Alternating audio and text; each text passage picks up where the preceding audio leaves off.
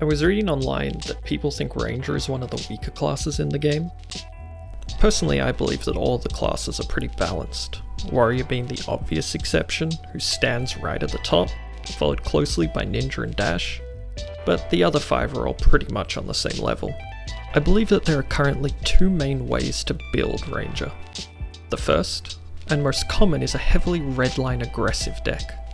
This deck is great for rushing down your opponent, and can output a ton of damage, but suffers from being more of a glass cannon, and has a pretty linear style of play. The second build, and the one that I'm going to focus on today, is a more mid-range tempo focused deck that has the ability to disrupt and push damage against any class in the game.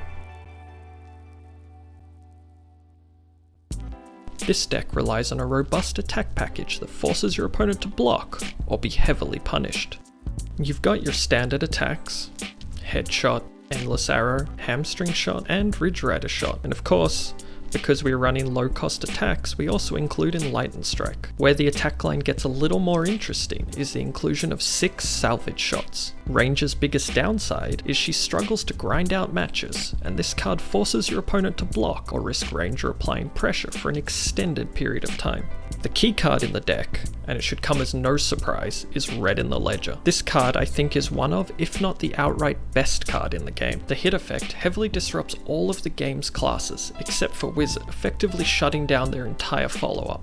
All of these attacks hit for 4 or 5 damage, which are solid numbers on their own, but when combined with Azalea's ability to give an arrow dominate and some damage buffs, they become essentially unblockable. So let's talk about our buff package.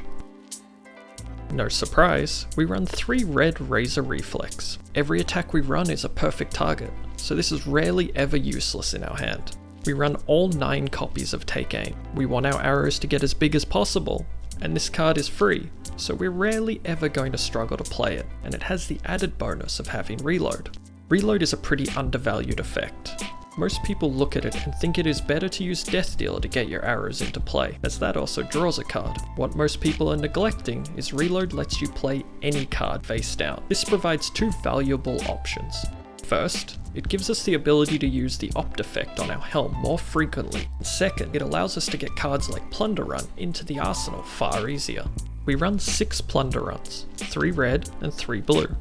I prefer the blue line over the yellow, as this deck does need more consistent blues to pay for our unmovables in certain matchups. Finally, we also run 3 Lunging Press.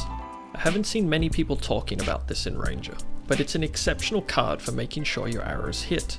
Lunging Press is amazing in Guardian for the same reasons, but Ranger is essentially a more efficient Guardian in that her disruption attacks only need to hit rather than deal 4 damage.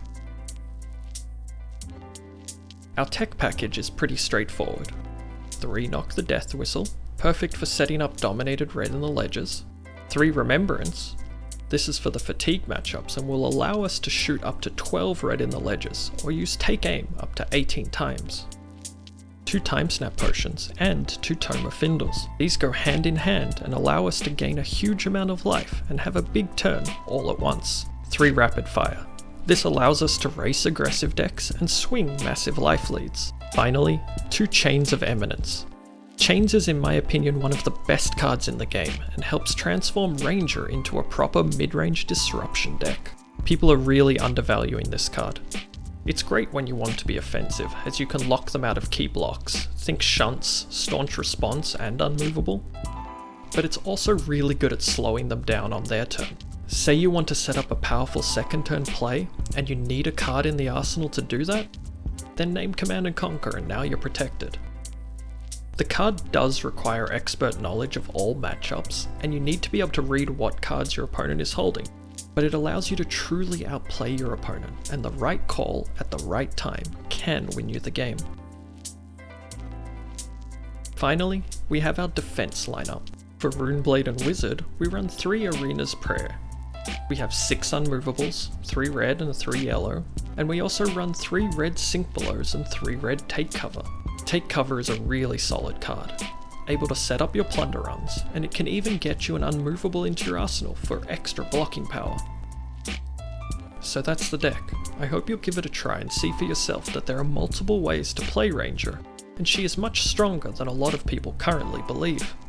I'm going to be making a bunch more flesh and blood content, as well as videos about concepts that can be applied to all card games. So subscribe to this channel, and I'll see you in the next video.